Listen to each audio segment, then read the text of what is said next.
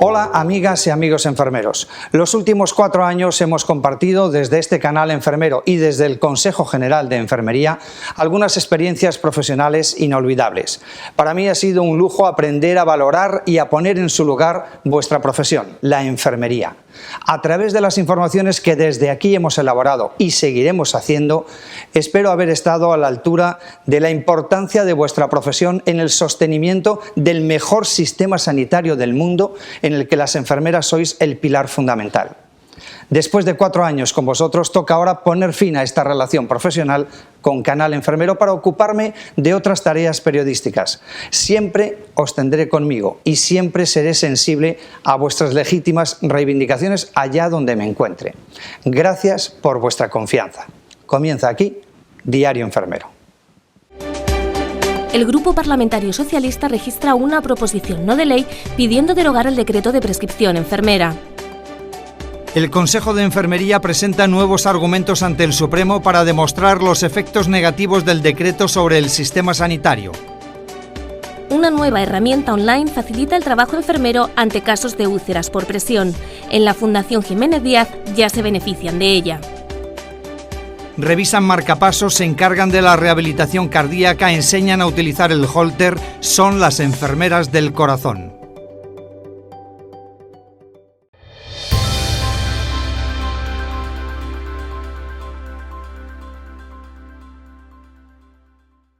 El Grupo Parlamentario Socialista ha registrado una proposición no de ley pidiendo la derogación del actual decreto de prescripción enfermera.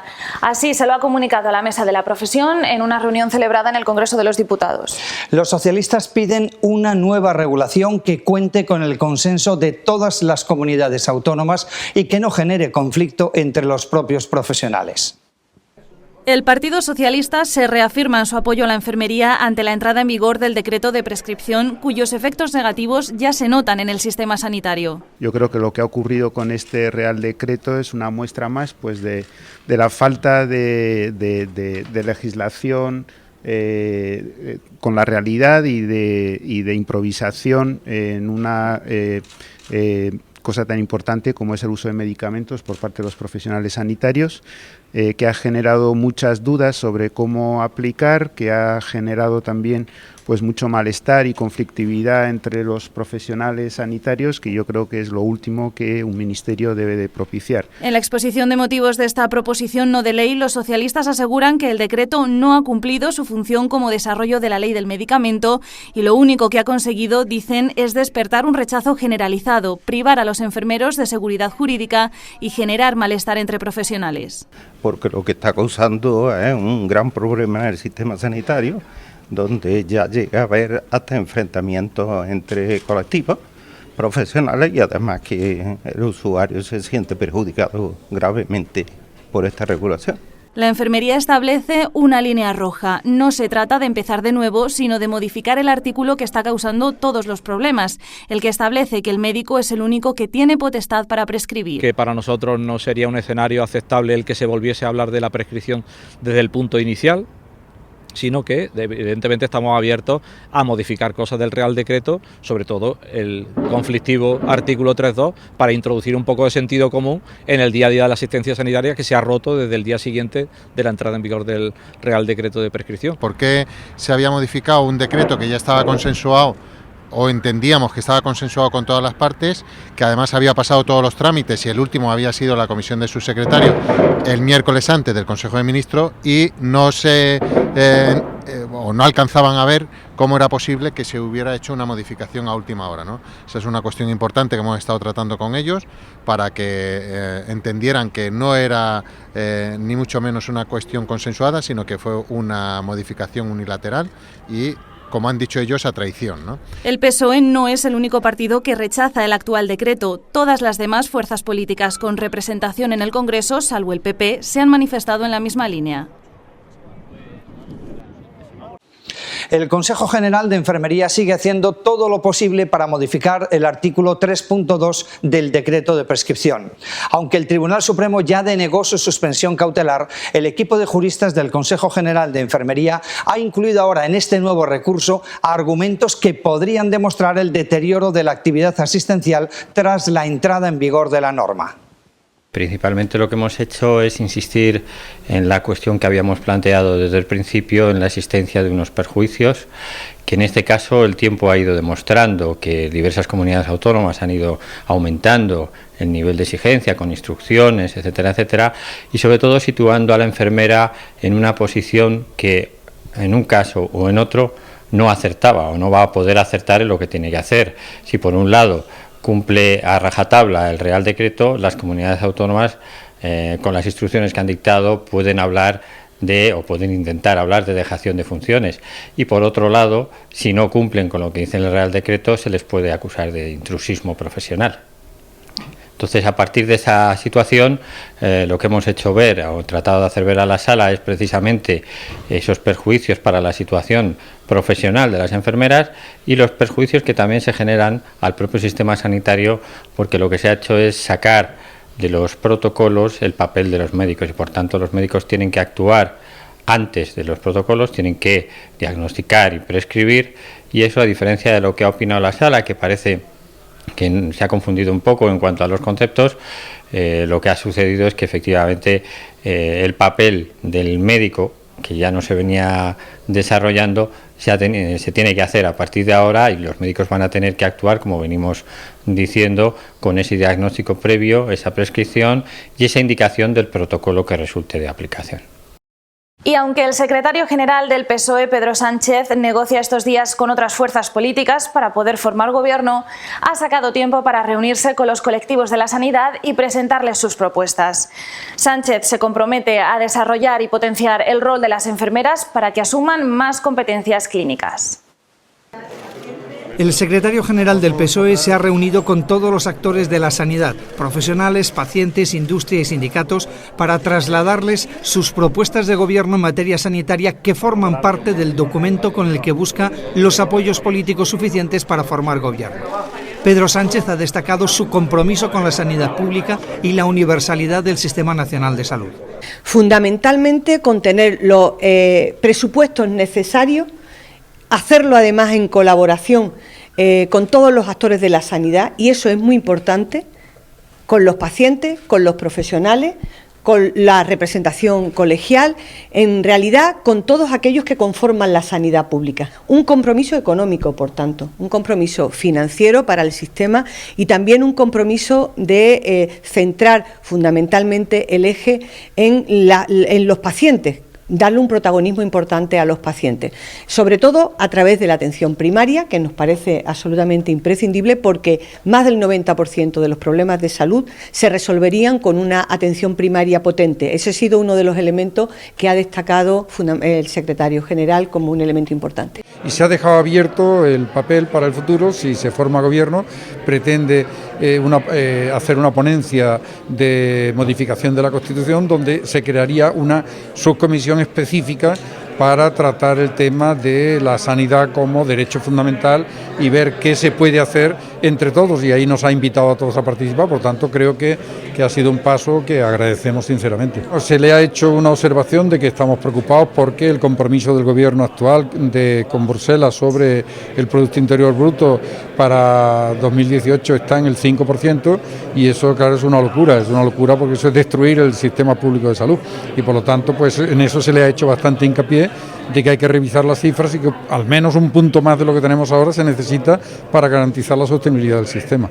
El líder socialista contempla abordar un proceso de planificación de necesidades de profesionales sanitarios y, a su vez, desarrollar y potenciar nuevos roles para que los profesionales de la enfermería puedan asumir mayores competencias clínicas de atención a la cronicidad y de gestión para la mejora de la eficiencia del sistema.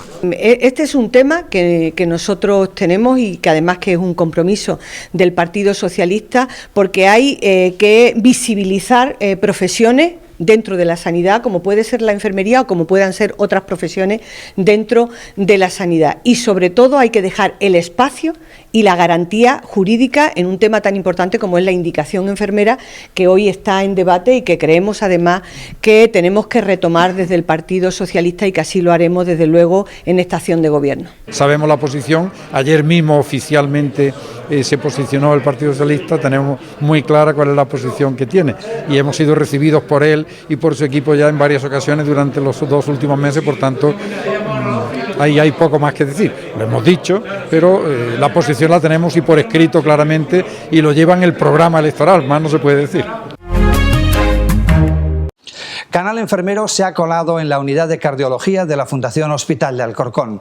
Allí hemos acompañado a las enfermeras que trabajan revisando a los pacientes con marcapasos en la consulta de Holter y haciendo los registros, entre otras muchas funciones. Podréis verlo muy pronto aquí en el programa En Primera Línea. Esta es la otra sala en la que funcionamos también en enfermería. Es una sala de hemodinámica, de cardiología intervencionista. Aquí hacemos cateterismos de lunes a viernes todos los días de 8 a 3 y además tenemos un sistema de alertas que llevamos ya funcionando con él varios años, en el cual hay localizado siempre un equipo de hemodinámica, que es un hemodinamista y 2 enfermeras, para cualquier evento que surja en 24 horas, es decir, si hay un paciente que sufre un infarto y se activa el código de infarto, el paciente viene al hospital y automáticamente se localiza el equipo y el equipo viene a hacer un cateterismo urgente. Bien. Los pacientes normalmente suelen acceder aquí a esta antesala de hemodinámica. En enfermería los recepcionamos, comprobamos los datos, comprobamos que es el paciente correcto y hacemos la preparación para que el paciente pueda acceder a la sala. Comprobamos que esté el consentimiento informado para poder realizar el cateterismo, que el rasurado sea correcto, que si precisa algún tipo de premedicación esté con la premedicación y en ese momento el paciente accede a la sala. Una vez en la sala de hemodinámica, en enfermería lo que hacemos es adecuamos al paciente en la camilla de hemodinámica, le colocamos todas las derivaciones para poder hacer un buen registro y adecuamos al paciente para que junto con el hemodinamista luego se le pueda hacer lo que es el cateterismo cardíaco. Hoy estamos haciendo una técnica que no es un cateterismo, estamos haciendo un implante de válvula aórtica, con lo cual en la sala de hemodinámica están trabajando ahora mismo hemodinamistas, anestesistas y enfermería de hemodinámica y enfermería de anestesia, y lo que se va a hacer es a un paciente que ha pasado por unos criterios de inclusión se le va a colocar lo que es una válvula aórtica. 2016 puede ser un año histórico en la lucha contra la malaria, gracias a la vacuna que el epidemiólogo de la OMS, Pedro Alonso, y su equipo llevan años probando. En esa lucha, explica Alonso, son las enfermeras las que asumen la mayor parte del trabajo sobre el terreno. Nos lo cuenta en el programa Entrevista con, que podréis ver próximamente aquí en Canal Enfermero. Es la primera vez que la Organización Mundial de la Salud, una vacuna antiparasitaria, la primera vacuna contra la malaria, recibe una opinión positiva y empieza un despliegue que esperemos que empiece este mismo 2016 en África. Por lo tanto, me atrevo a decir que fue una decisión histórica, es un momento histórico. Como casi todo en la malaria, nada es fácil. Y por eso no tenemos una vacuna con un 100% de eficacia o un 90% de eficacia, que es lo que lógicamente nos gustaría ver. Es una vacuna con una eficacia frente a las formas severas de alrededor del 40%, lo cual es significativo y por lo tanto con un potencial gran impacto. Requiere 4 dosis, fuera de los esquemas habituales, la eficacia no pervive indefinidamente en el tiempo, requiere de dosis de refuerzo y por lo tanto lo valoramos como un primer paso extraordinariamente importante, pero ciertamente no estamos ante la vacuna definitiva y no sabemos cuánto tardaremos en tener una vacuna con un 90% de eficacia, pero es un paso extraordinariamente importante, es un logro científico de primera magnitud, es un logro de la cooperación internacional de primera magnitud. Esto no es un producto simplemente desarrollado por una industria farmacéutica, ha habido muchos grupos, sobre todo grupos trabajando en África, que han hecho la contribución central en el desarrollo clínico y por lo tanto es un buen ejemplo de por dónde debemos ir y por dónde debemos de transitar en el futuro. Mucha gente no sabe que especialmente en las zonas más afectadas por la malaria, en los países menos desarrollados, La atención médica es en un porcentaje altísimo función de la enfermería, no de los médicos. Por ponerle un ejemplo, Mozambique tiene una población de 25 millones de personas y hay algo menos de 1000 médicos para todo el país. Esos médicos en la mayoría de los casos están en funciones a menudo administrativas, como responsables de un distrito, de una región, en el ministerio, y la atención médica no la hacen los médicos, la hacen el personal de enfermería y otros grupos paralelos de paramédicos o técnicos de medicina que se puedan llamar y demás. Luego la enfermería es la columna vertebral de la atención médica en África, como en otras zonas del mundo menos desarrollado. Y por lo tanto, no son solo los actores de la atención, sino desde el ámbito de los sistemas de salud, son la pieza clave. Luego, como decía al principio, digo una obviedad, sí, pero es cierto que son la columna vertebral y son, por lo tanto, quizás el elemento clave de la atención médica. Una nueva herramienta online hace un poco más fácil el trabajo de los enfermeros ante casos de úlceras por presión. Compartir fotografías y comentarios sobre las lesiones entre primaria y hospitalaria es ahora más sencillo que nunca, sin necesidad de emails o llamadas telefónicas. En la Fundación Jiménez Díaz de Madrid ya están utilizando esta aplicación. Mejorar la continuidad de cuidados entre primaria y hospitalaria y de paso hacerlo de forma más profesional, sin utilizar el correo electrónico o el teléfono. Eso es lo que pretenden en la Fundación Jiménez Díaz de Madrid con la e-consulta que han puesto en marcha para las úlceras por presión de difícil cicatrización. Queda todo reflejado en la historia clínica del paciente. Es decir, no hay mails fuera de que circulen por ahí, que es verdad que nunca pasa nada, pero bueno, la confidencialidad del paciente es muy importante. Entonces, a través de la e-consulta todo queda en la historia clínica. Tanto las fotos que subimos como los comentarios que hacemos sobre la úlcera y lo que nos contestan. Quiero decir que es como un apunte más de la historia. Gracias a esta herramienta de comunicación que permite incluir fotografías, cuando la enfermera de primaria tiene alguna duda, puede consultar con el hospital, evitando así visitas innecesarias a los pacientes. Pues la utilizo porque en ciertos momentos hay una úlcera que se te complica, hay un material al que primaria no tenemos acceso, hay algo que de repente dices necesito una ayuda externa que aquí no tengo. Y son ellos. Ellos son especialistas en eso y en determinados momentos es que necesito un especialista. Las más comunes suelen ser consultas por una evolución tórpida, una consulta diagnóstica, dudas sobre el tratamiento que necesiten una segunda opinión, alguna técnica más avanzada que precisa a lo mejor de otros profesionales y muchas veces también dudas sobre evolución y tratamiento de pacientes que han estado ingresados en el centro y han sido dados de alta. También para el hospital es muy útil tener captados a este tipo de pacientes, saber cómo evolucionan esas lesiones que antes o después pasarán por la consulta de úlceras. A través de las consultas hemos llevado a pacientes que luego han venido al centro, que han sido seguidos por cirugía plástica, por otro servicio, que han vuelto a ingresar. Entonces es una forma de tener un seguimiento total de esas lesiones, porque al final yo creo que lo que beneficia el tratamiento, prevención de nuevas recidivas de ese tipo de lesiones, es el tener un control de ellas. Una segunda opinión entre enfermeras que permite ganar en eficacia y eficiencia para ofrecer unos mejores cuidados al paciente.